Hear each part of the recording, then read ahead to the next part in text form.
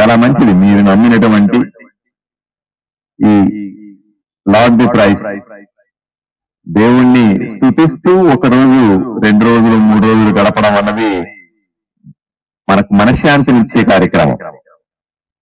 తప్పనిసరిగా మీ కుటుంబాల్లో మంచి జరగాలని, మీరు అనుకున్నటువంటి కార్యక్రమాలు నిర్విఘ్నంగా జరగాలని, అలాగే ఆ దేవదేవుడి యేసు ప్రభు కృపా కటాక్షాలు మీ అందరికీ మెండుగా కలగాలని, మీ కుటుంబాలు సుఖ సంతోషాలతో ఉండాలని నేను మనస్ఫూర్తిగా కోరుకుంటా ఉన్నాను.